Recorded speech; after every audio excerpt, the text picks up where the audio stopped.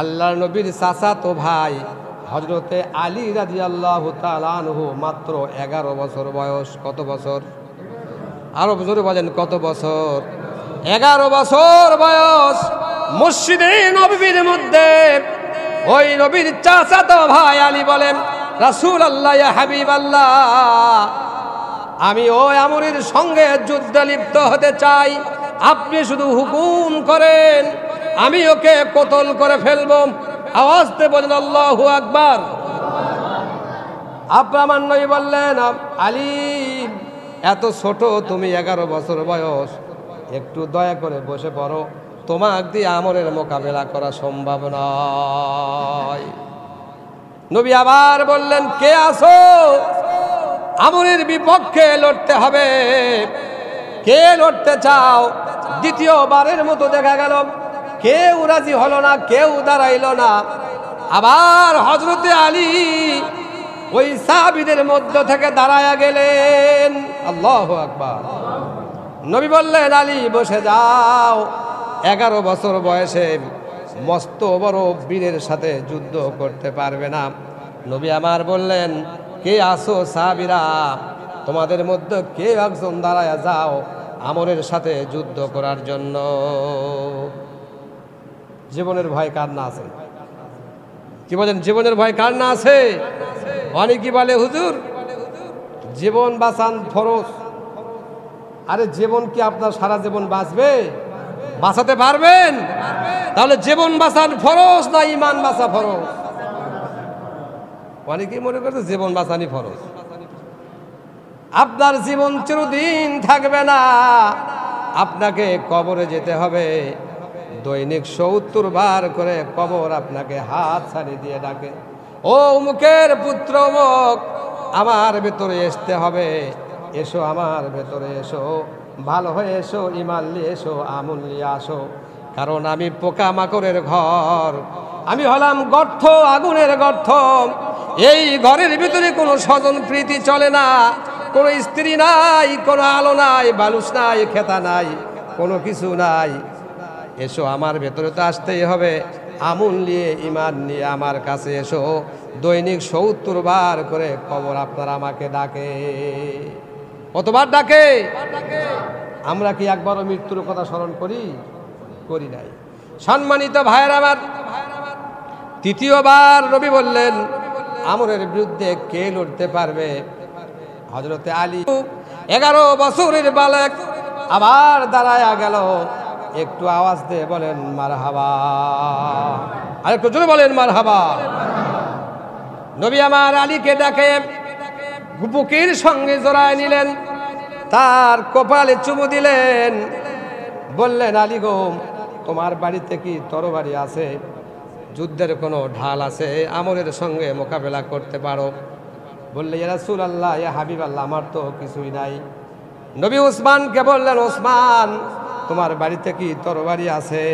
যুদ্ধে যাওয়ার মতো কোনো বস্তু আছে? ওসমান বললেন, 25 থেকে 30 ইঞ্চি একটা তরোয়াল আমার আছে, যেটা দিয়া দুম্বা জব করি, উট জবেও করি। স্টিলের পাতলা একটা তরবারি আমার বাড়িতে আছে। আল্লাহর নবী বললেন, ওসমান, তাড়াতাড়ি করে বাড়িতে যাও। বাড়িতে গিয়ে 25 থেকে 30 ইঞ্চির তরবারি নিয়ে এসে নবীর হাতে দিয়ে দিলেন। নবী আমার দোয়া করে দিলেন, আলীর হাতে তরবারি উঠায়া দিলেন। আওয়াজে বলেন সুবহানাল্লাহ। হযরতে আলী বীর বেশে তরবারি অস্ত্র ধারণ করে তরবারিতে এমন একটি আয়াত পড়ে ওই তরবারিতে ফু দিলেন। ফু দিয়া 11 বছরের বালক ওই আমরের সামনে দাঁড়ায় গেলেন। আল্লাহু আকবার। হযরতে আমর যখন যুদ্ধের ময়দানে চলে গেলেন, যাওয়ার পরে মাটিতে ওই তরোয়ার দিয়ে আঁক দিলেন। যেরকম আমাদের কাতারের মধ্যে আঁক আছে, কাতার সোজা একটা আঁক আছে, এরকম ভাবে কাতার সোজা করার মতো একটি দাগ দিয়ে দিলেন। দাগ দেওয়ার পরে একটি আয়াত তিনি পড়লেন। ওই আয়াতের কথাটা আমি আপনাদের সামনে পরে বলবো। সবাই শুনতে চান তো?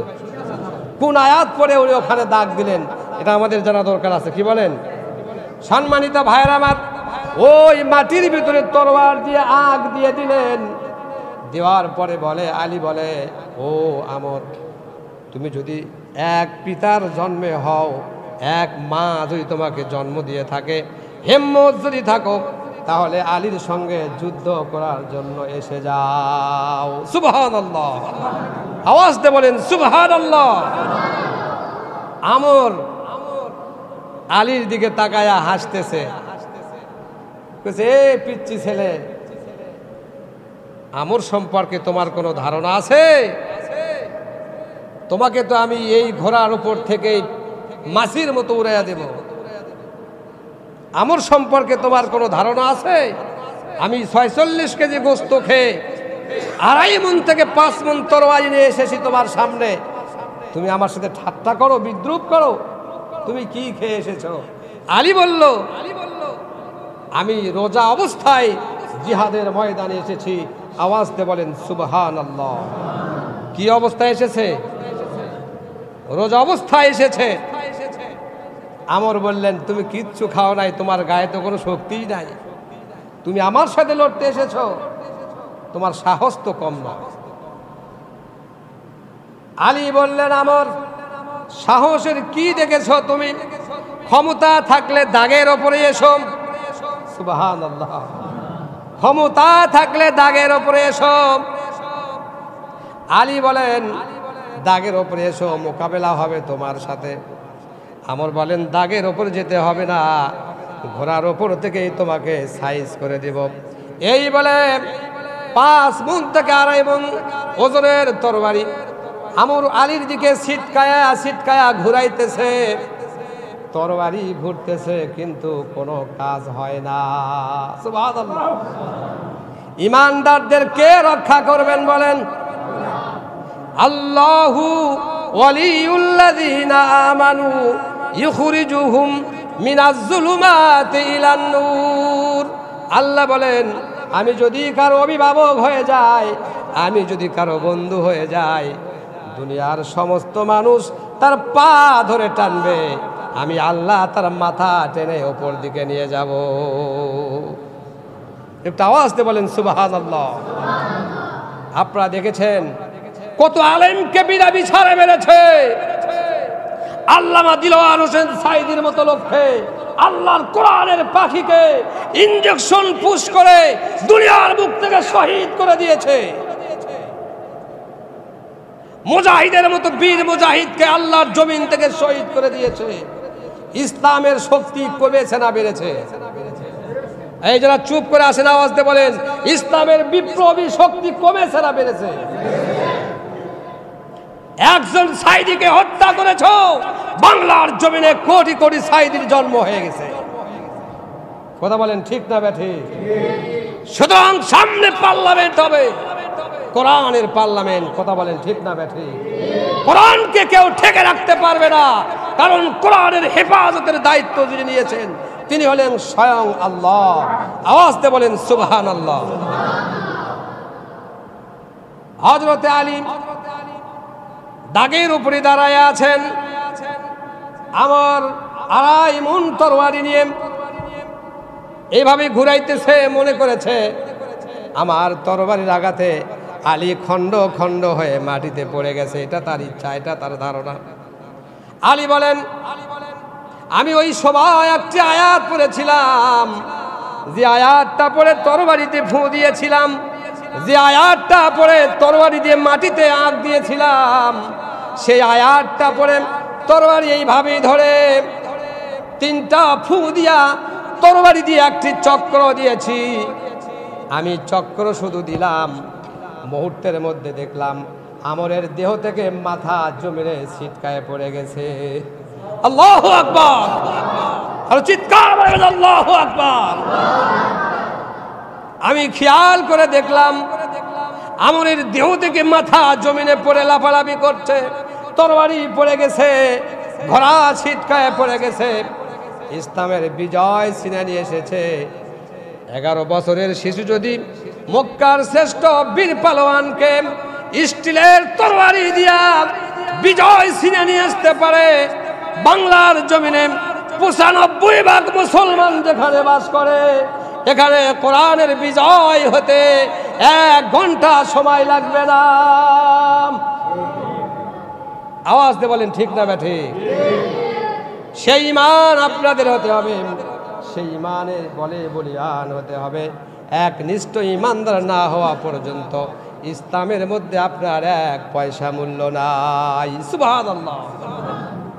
আমার নবীকে হত্যা করার জন্য আবু লাহাবের স্ত্রী উম্মে জামিলা যখন আল্লাহ পাক সূরা লাহাব নাজিল করলেন, সকলে পড়েন, তাব্বাত ইয়াদা আবি লাহাবিন ওয়া তাব্বা মা আগনা আনহু মালুহু ওয়া মা কাসাব সায়াসলাম নারন যাতা লাহাব ওয়া ইমরাআতুম হাম্মালাতাল হাতাব ফি জিদিহা হাবলুম মিন মাসাদ।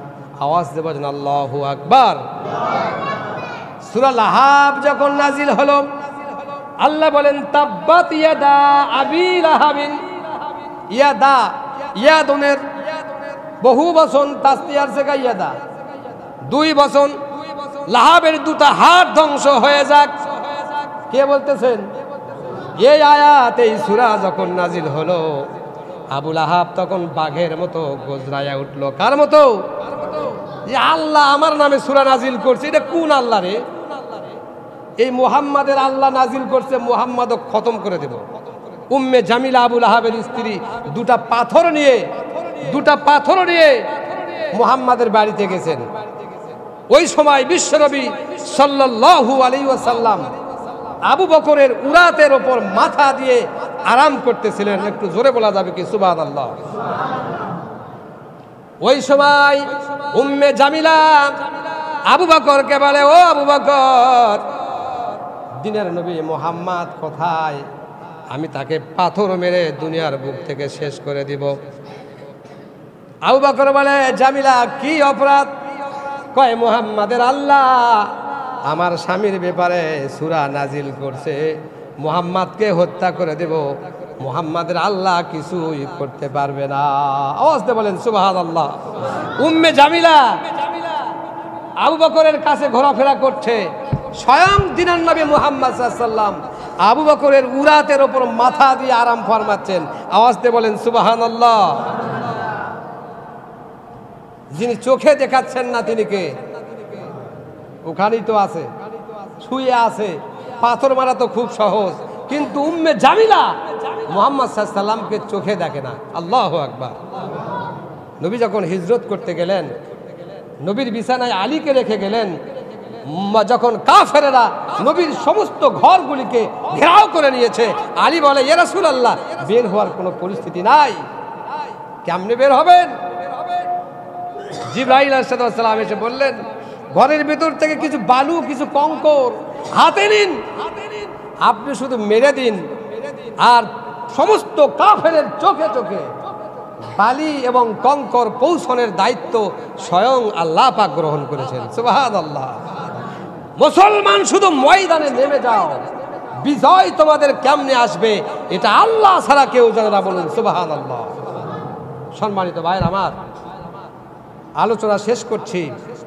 আজকের এই মসজিদ থেকে আমাদের শিক্ষা নিতে হবে, ঈমানকে মজবুত করতে হবে। যাদের ঈমানের মধ্যে ঘুণ পোকা আছে, যাদের ঈমানের মধ্যে ভেজাল আছে, ঈমানকে মজবুত করে ভেজাল মুক্ত করে এই মসজিদ থেকে তওবা করে আমরা বের হতে পারবো ইনশাআল্লাহ। সবাই একটু হাত তুলে বলি ইনশাআল্লাহ। ভেজাল যুক্ত ঈমান দিয়ে জান্নাত হবে না, নির্ভেজাল ঈমান ছাড়া জান্নাত পাওয়া সম্ভব নয়। সকল আল্লাহুম্মা আমিন।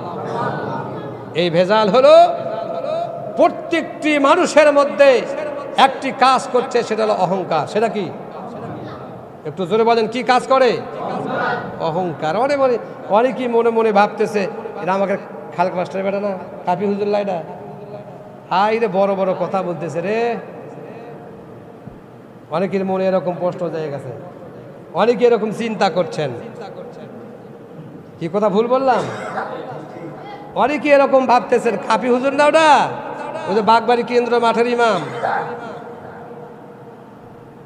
আমি এই জন্য আপনাদের পায়ে হাত ধরে বলবো, একজন ভিক্ষুকের ছেলেও যদি আলেম হয় তাকে সমাদর করা শিখুন, কারণ ওই আলেম কোরআন ছাড়া হাদিস ছাড়া অন্য কোনো কথা বলে।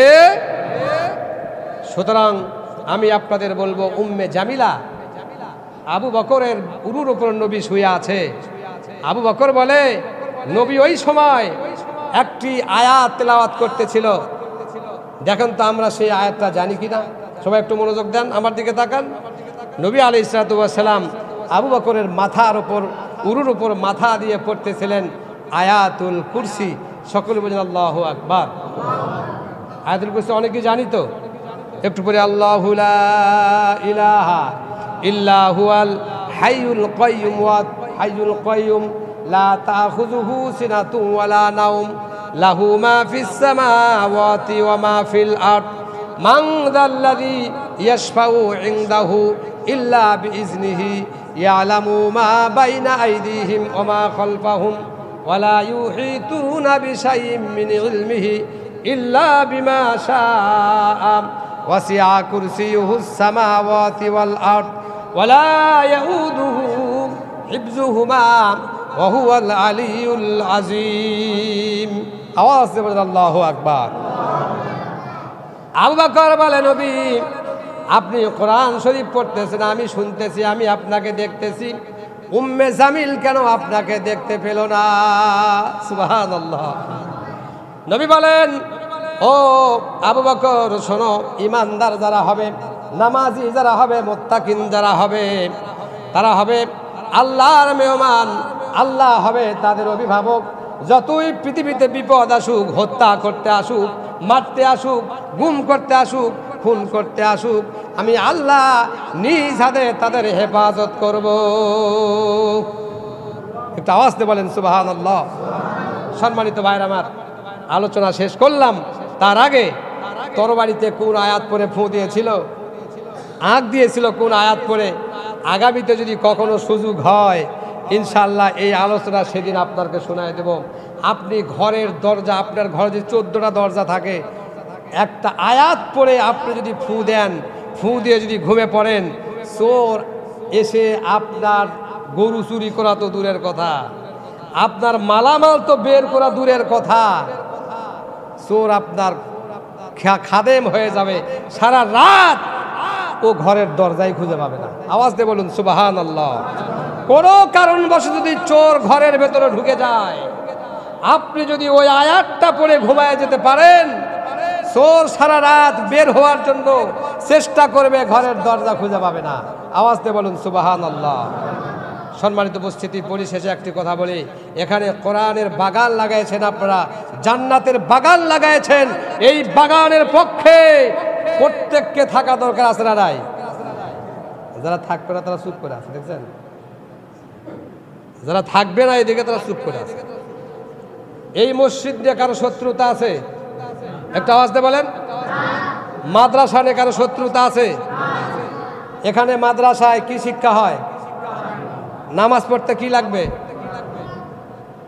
কোরআন লাগবে তো না? তাল গাছ দিয়ে একটা সূরা পড়বি, ওই দেখা যায় তাল গাছ, এটা দিয়ে। এখানে কোরআন শিক্ষা হচ্ছে মাদ্রাসায়, নামাজ শিক্ষা হচ্ছে মসজিদে। কোরআন শিক্ষা হচ্ছে, নামাজ হচ্ছে। ঈমান বাড়বে না কমবে?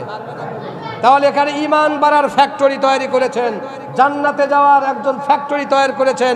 এই ফ্যাক্টরির সাথে যারা হিংসা করে তারা হলো ইবলিসের দল, তারা হলো ইবলিসের বন্ধু। কথা বলেন ঠিক না ব্যাঠে? কারণ ইবলিসের মধ্যে ছিল কি? হিংসা। কি ছিল? আওয়াজ দিয়ে বলেন, কি ছিল? হিংসা। যারা মনে করবেন হিংসা বিদ্বেষ যে অন্তরে থাকে, তারা সরাই ইবলিসের ভাই। ইবলিসের খালি ভাই না, আবার খালাতো ভাই। কি ভাই? একবারে খালাতো ভাই। কারণ মায়ের রক্ত খালা, খালার রক্ত হলো ভাইয়ের মধ্যে। এই জন্য বলি, যাদের অন্তরের মধ্যে হিংসা আছে ও নামাজ নামাজ নয়। যার অন্তরের মধ্যে হিংসা আছে ওই দান দান নয়।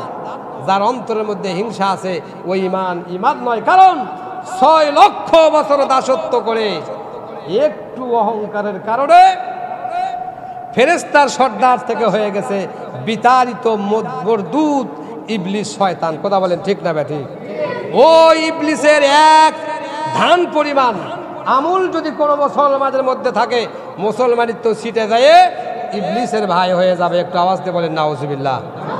মহান রব্বুল আলামিন বলেন, ইউরিদুনা লিউতফিউ নূরাল্লাহি বিআফওয়াহিহিম ওয়াল্লাহু মুতিম্মু নূরিহি ওয়ালাউ কারিহাল কাফিরুন।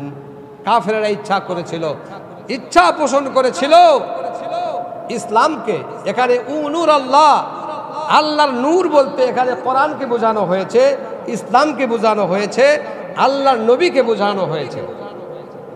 তারা ইচ্ছা করল বিশ্ব নবীকে, ইসলামকে, কোরআনকে চিরতরে দুনিয়ার বুক থেকে উৎখাত করে দেব, শেষ করে দেব, যাতে করে নবী যদি শেষ হয়ে যায় আল্লাহর হুকুমের দাওয়াত কেউ দিতে পারবে না। নবী যদি শেষ হয়ে যায় ইসলামের কথা কেউ বলতে পারবে না। আল্লাহ বলেন, ও দুনিয়ার কাফেরেরা, সমস্ত কাফেরেরা যদি একত্রিত হয়ে আমার নবীর বিপক্ষে লাগো, আমার নবীকে হত্যা করার চেষ্টা করো, তোমাদের এই নিয়তটা, এই কাজটা কখনোই সফলতা হবে না। বলুন সুবহানাল্লাহ। কারণ নবীর দায়িত্ব নিয়েছে কে? ইসলামের দায়িত্ব নিয়েছে কে? কোরআনের হেফাজতের দায়িত্ব নিয়েছেন কে? সুতরাং আল্লাহ যদি কারো হেফাজতের দায়িত্ব নেয়, সেটা হতে পারে কোনো কলিমুল্লাহর ছেলে, সলিমুল্লাহর ছেলে, একজন মাঝির ছেলে, একজন ভিক্ষুকের ছেলে, যে কেউ হোক না কেন, কোনো ব্যক্তি যদি ইমানদার হয়, আমুলিয়াত হয়, কোনো ব্যক্তি যদি আলেম হয়, ইসলামের খেদমতদার হয়, আল্লাহ রাব্বুল ইজ্জাতুল জালাল বলেন, আল্লাহু ওয়ালিউল্লাযীনা আমানু ইউখরিজুহুম মিনাজ যুলুমাতি ইলান নূর। আওয়াজ দিয়ে বলেন আল্লাহু আকবার। আল্লাহ রাব্বুল ইজ্জাতুল জালাল বলেন, আল্লাহু ওয়ালিউল্লাযীনা আমানু। এখানে ওয়ালিউল শব্দের অর্থ হলো অভিভাবক, বন্ধু। আল্লাহ বলেন, আল্লাহু ওয়ালিউল্লাযীনা আমানু, যারা ইমানদার, ইমান যারা এনেছো, বিশ্বাস স্থাপন যারা করেছো, নামাজ যারা পড়ো, সৎ কাজ যারা করো, আমি আল্লাহ হলাম তাদের অভিভাবক। সুবহানাল্লাহ। আল্লাহ যদি আমার অভিভাবক হয়, আল্লাহ বলেন আমি যদি তোমার অভিভাবক হয়ে যাই, তাহলে আমি আল্লাহ তোমাকে কি করছি দেখো। আল্লাহু ওয়ালিউল্লাযীনা আমানু ইউখরিজুহুম মিনাজ যুলুমাতি ইলান নূর। আল্লাহু আকবার। আল্লাহ বলেন আমি যদি কারো অভিভাবক হই, তাহলে তোমার জন্য যে কাজটা হবে, তুমি যে অন্ধকারের মধ্যে আছো, তুমি যে জাহান্নামের পথে চলছো, সমাজের কীট হয়ে গেছো, সমাজ তোমাকে ভালোবাসছে না, তুমি অন্ধকারের মধ্যে হাবুডুবু করছো, আল্লাহ বলেন আমার প্রতি বিশ্বাস স্থাপন করার কারণে, আমি তোমার অভিভাবক হওয়ার কারণে অন্ধকার থেকে, জাহান্নাম থেকে বাঁচায়া আমি আল্লাহ তোমাকে নূরের পথ, জান্নাতের পথ দেখায়া দেব। একটু আওয়াজ দিয়ে বলেন সুবহানাল্লাহ। তাহলে আমরা আমাদের অভিভাবককে, কার অভিভাবক? সকলের না, যারা ঈমান এনেছে তাদের। যারা ঈমান এনেছে, আমল করে, তাদের অভিভাবক আল্লাহ। অপরদিকে আল্লাহ পাক বলেন, ওয়াল্লাযীনা কাফারু আউলিয়াউহুমুত তাগুতু ইউখরিজুনাহুম মিনান নূরি ইলাজ যুলুমাত। আল্লাহু আকবার। অপরদিকে যারা কুফরি করো, ঈমান যারা আনো না, নামাজ যারা ছেড়ে দাও, মাঝে মাঝে পড়ো, মাঝে মাঝে ছেড়ে দাও, এমন মুসলমানের সংখ্যা সমাজে বেশি না কম? বেশি না কম? আল্লাহ পাক বলেন তারা শয়তানের তাবেদারি করে। শয়তান হলো তাদের অভিভাবক। আর কোনো ব্যক্তির যদি শয়তান অভিভাবক হয়ে যায়, আল্লাহ পাক বলেন ওই শয়তান তোমাকে মিনান নূরি ইলাজ যুলুমাত, নূরের পথ থেকে, জান্নাতের পথ থেকে তোমাকে অন্ধকারের মধ্যে নিয়ে যাবে, জাহান্নামের মধ্যে তোমাকে নিয়ে যাবে। আউযু বিল্লাহি মিন যালিক। সম্মানিত উপস্থিতি, বলতেছিলাম পৃথিবীর বুকে কাফির সম্প্রদায়, মুশরিক সম্প্রদায়, এরা চেয়েছিল নবীকে শেষ করার জন্য। কি করার জন্য? নবীকে কি শেষ করতে পেরেছে?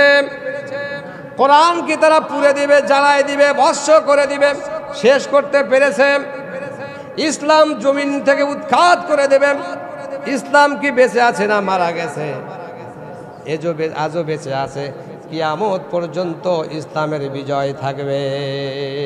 সুবহানাল্লাহ। সম্মানিত উপস্থিতি, এই কোরআনের ব্যাখ্যায়, এই আয়াতের ব্যাখ্যায় বিশ্বনবী সাল্লাল্লাহু আলাইহি ওয়াসাল্লাম মসজিদে নববীর কোণে একটা গাছের কাছে কতিপয় সাহাবীদেরকে নিয়ে বসে দিন প্রচারের কথা বলছেন, ইসলামের কথা বলছেন, ইসলামের দাওয়াতের কথা বলছেন, ইসলামের শরীয়তের কথা বলছেন। সাহাবারা এত মনোযোগ দিয়ে কথাগুলি শুনছেন, দুনিয়ার সমস্ত লোভ লালসাকে ভুলে গিয়ে জান্নাতের আশায় নবীর কথাগুলি তারা এত সুন্দরভাবে মনোযোগ সহকারে শ্রবণ করতেছে। নবী আলাইহিস সালাতু ওয়াস সালাম সাহাবীদেরকে নিয়ে এই আলোচনাগুলি করতেছেন। হঠাৎ করে আপনার নবী রহমাতুল লিল আলামিন নবী কথা বলতে বলতে হঠাৎ করে থেমে গেলেন। তার চোখ দিয়ে টস টস করে পানি পড়তেছেন। সাহাবারা মনে করলেন এত সুন্দর আলোচনা হলো, হৃদয় বিদারক কথাগুলি আমরা শুনতেছিলাম, জান্নাতের কথা শুনে মনটা আনন্দিত হচ্ছিল, জাহান্নামের ভিতর কথা শুনে আমরা যেন জ্ঞান হারায় যাব, এত সুন্দর আলোচনা শুনতেছিলাম।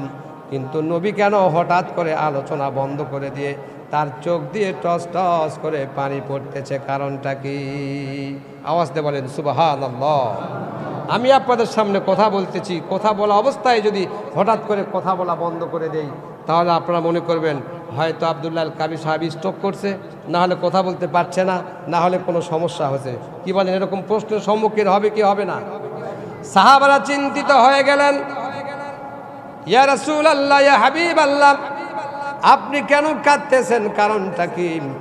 আপনার কথাগুলি আমরা মনোযোগ দিয়ে শ্রবণ করতেছিলাম। বিশ্বনবী বললেন, ও সাহাবীরা, ওই বৈঠকের মধ্যে হযরতে আলী ছিলেন, ওমর ছিলেন, ওসমান ছিলেন, আবু বকর ছিলেন, আরো অনেক সাহাবী ছিল। হঠাৎ করে নবী যখন কান্দে বেঁধে চুপচাপ হয়ে গেলেন, সাহাবারা বলল, ইয়া রাসূলুল্লাহ, ইয়া হাবিবাল্লাহ, আপনি কেন কাঁদছেন? কথা বলা কেন বন্ধ করে দিলেন? আপনার নবী বলেন, সাহাবীরা রে, আমি এই মুহূর্তে দেখলাম, সুবহানাল্লাহ, এই মুহূর্তে দেখলাম কাবা ঘরের গিলাফ ধরে, কাবা ঘরের চত্বরের ভিতরে ঢুকে ইসলামের বিশাল শত্রু, নবীর শত্রু, কোরআনের শত্রু, আরবের বুকে সব চাইতে বীর পালোয়ান আমর নামে একজন বীর পালোয়ান কাবা ঘরের গিলাফ ধরে বলে, ও কাবার মালিক, ও কাবার মালিক, তোমার নামের জাত সিফতের কসম করে বললাম, যতক্ষণ পর্যন্ত মুহাম্মাদের কাল্লা কেটে দুখণ্ডিত করতে না পারবো, যতক্ষণ পর্যন্ত মুহাম্মাদের শিরচ্ছেদ করতে না পারবো, এতক্ষণ পর্যন্ত পানাহার তো দূরের কথা, এক ফোঁটা পানিও আমি পান করব না। আওয়াজ দিয়ে বলেন নাউজুবিল্লাহ। কত বড় শপথ! কাবা ঘরের গিলাফ ধরে আল্লাহর জাত ও সিফতের কসম করে বলছে, আমি আমর যতক্ষণ পর্যন্ত নবীর মাথাকে দেহ থেকে আলাদা করতে না পারবো, খাদ্য তো দূরের কথা, এক ফোঁটা পানিও পান করব না। আওয়াজ দিয়ে বলেন নাউজুবিল্লাহ। নবী আমার চিন্তিত হয়ে গেলেন, এত বড় বীর পালোয়ান, যে আমর সকাল বেলা নাস্তা করে 25 কেজি গোস্ত দিয়া। কয় কেজি? এতগুলো যতগুলো লোক আছে 25 কেজি গোস্ত দিলে খেতে পারবেন না। কি বলেন? খাওয়া যাবে? অথচ আমর সকালবেলা নাস্তা করে 25 কেজি গোস্ত খেয়ে, সন্ধ্যাবেলা নাস্তা করে 21 কেজি গোস্ত খেয়ে, দিনে কয় কেজি হলো? 46 কেজি। কত কেজি? 46 কেজি গোস্তই খায়, আরো খাবার তো আছে। লোকটা কত বড় হতে পারে, পালোয়ান কত বড় হতে পারে। পৃথিবীর ইতিহাসে আমরের মতো বীর যুদ্ধ, বীর পালোয়ান আল্লাহর আসমানের নিচে জমিনের ওপর আর একটাও খুঁজে পাওয়া যায় না। আমর যে তরোয়ার দিয়ে যুদ্ধ করে, যে তরোয়ার দিয়ে মানুষ হত্যা করে, এই তরবারির ওজন হলো 2.5 থেকে 5 মণ। 2.5 থেকে, কথা শেষ করে দেবো নাকি? তাহলে একটু মনোযোগ দিয়ে আওয়াজ দেবেন। যে তরবারি দিয়ে যুদ্ধ করেন, এই তরবারির ওজন হলো 2.5 থেকে 5 মণ। কত কেজি খাবার দৈনিক খায়? 46 কেজি গোশত খায়। সাহাবারা বলল, নবী বললেন, সাহাবারা রে, এই বীর পালোয়ানের সাথে কারা যুদ্ধ করতে পারবে? তোমরা একটু বলো, কারো কি সাহস আছে? যখন ওই আমর আমাকে হত্যা করার জন্য আসবে, আমরের সামনে কি তোমরা দাঁড়াইতে পারবে? সাহাবারা চুপচাপ হয়ে গেল। এত বড় বীর পালোয়ান, তার কাছে আমরা কয়েকজন সাহাবী, এটা তো মুহূর্তের মধ্যে খতম করে দিবে। তাহলে কি করা যাবে তোমরা বলো? উপস্থিত সাহাবীদের মধ্যে হযরতে ওসমান বলেন, ইয়া রাসূলুল্লাহ, ইয়া হাবিবাল্লাহ, একটা পরামর্শ আমি আপনাকে দেই। সেটা হলো, আমরা সবাই মিলে আল্লাহর কাছে দোয়া করি, হে আল্লাহ, যে নবীকে তুমি এত বেশি ভালোবাসো, যে নবী সমস্ত সৃষ্টির উদ্দেশ্য, যে নবী রহমাতুল লিল আলামিন, এই নবীকে হত্যা করার জন্য যে বীর পালোয়ান আসতেছে, আমরা সবাই ওই ওমরের জন্য দোয়া করব, যাতে করে ওমরের হাত পা গুলি প্যারালাইসিস হয়ে যায়। সুবহানাল্লাহ। একটু আওয়াজ দিয়ে বলেন সুবহানাল্লাহ। বীর পালোয়ান যত বড়ই হোক, যদি প্যারালাইসিস হয়, যদি দুটা পা আর হাত বন্ধ হয়ে যায়, ওর বীরত্বের এক পয়সা দাম আছে? যারা চুপ করে আছেন, দাম আছে? আল্লাহ নবী উসমানের পরামর্শ গ্রহণ করলেন, সাহাবীদেরকে সবাইকে নিয়ে হাত উত্তোলন করলেন। হাত এমনভাবে উত্তোলন করলেন, হাদিস শরীফের মধ্যে বুখারীর বর্ণনা এসেছে, আল্লাহর নবীর হাত উত্তোলন করতে তার বগলের শুভ্র পর্যন্ত দেখা যায়। সুবহানাল্লাহ। হাত উত্তোলন করে বলে, রব্বুল আলামিন, আমাকে হত্যা করার জন্য বীর বেশে আমর আসতেছে তরবারি নিয়ে, তুমি দয়া করে আমরের হাত অবশ হওয়ার কথা বলার আগেই জিবরাইল আলাইহিস সালাতু ওয়াস সালাম নবীর কাছে এসে গেলেন। সুবহানাল্লাহ। একটু জোরে বলেন সুবহানাল্লাহ। কতটুকু বলছে? আমরের হাত, আমরের হাত অবশ কথা বলার আগেই জিবরাইল আলাইহিস সালাতু ওয়াস সালাম নবীর কাছে এসে হাজির। জিবরাইল আলাইহিস সালাতু ওয়াস সালাম এসে বলে, ও নবী, হাত নামাও।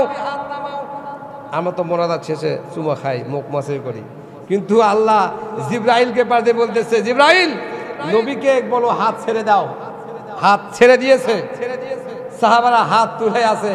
এখন মোনাজাত ছেড়ে দিবে, না মুখে মুসা করবে, না কি করবে? নবী ছাড়তেও বলেন নাই, ধরতেও বলেন নাই।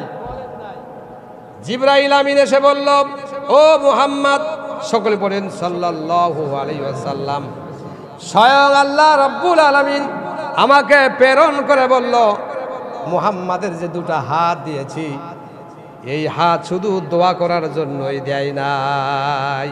সুবহানাল্লাহ। অনেকেই আছে না, আমরা মসজিদের ভেতরে খালি দোয়া করব, আছে না এমন মুসলমান? ইসলামের শত্রুরা কোরআনের বিপক্ষে যুদ্ধ করছে, ইমানদারদের বিপক্ষে শত্রুতা করে তাদেরকে বিনা বিচারে অন্যায়ভাবে হত্যা করতেছে, জেলখানায় ভরেছে, তাদেরকে যা ইচ্ছা তাই করেছে, গুম করেছে, খুন করেছে, এমনকি আলেমদেরকে বিছানায় ঘুমাইতে দেয় নাই, ধানের ক্ষেতের মধ্যে মশুরি টানাইয়া ঘুমাইছে। অথচ এই মুসলমানেরা মসজিদে বসে দোয়া করে, আল্লাহ তুমি রক্ষা করো।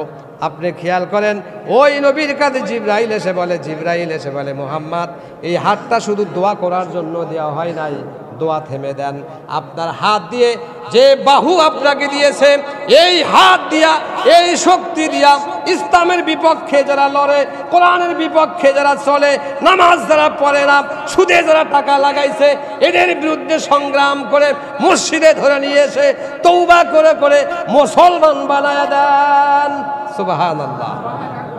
এই হাত শুধু দোয়া করার জন্য দেয় নাই, অন্যায়ের বিরুদ্ধে রুখে দাঁড়ানোর জন্য আল্লাহ পাক দুটা হাত দিয়েছে। আওয়াজ দিয়ে বলেন সুবহানাল্লাহ। নবী যখন হাত নামায় দিলেন, সাহাবারা চুপচাপ হয়ে গেল। এই পরে নবী বললেন, ও সাহাবীরা শোনো, জিবরাইল আমাকে বললাম শুধু দোয়া করলেই চলবে না, ওই আমরের বিরুদ্ধে, আমরের বিপক্ষে আমাদেরকে রুখে দাঁড়ায় যুদ্ধ করে ওকে পরাজিত করতে হবে। সুবহানাল্লাহ। সাহাবাদের মধ্যে নবী বললেন, তোমরা কে রাজি আছো বীর বেশে বীরত্ব হয়ে তরবারি অস্ত্র ধারণ করে আমরের সামনে দাঁড়ায়া আমরকে দুনিয়ার বুক থেকে উৎখাত করতে পারো? সব সাহাবী চুপচাপ হয়ে গেলেন।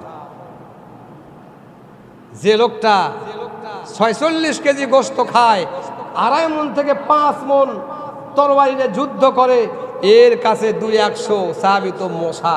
কথা বলেন ঠিক না ঠিক? নবী এই কথা বলার পরে কোন সাহাবী আমরের বিরুদ্ধে যুদ্ধ করার জন্য রাজি হয় না। উপস্থিত সাহাবীদের মধ্য থেকে সব চাইতে ছোট এবং বয়সে কম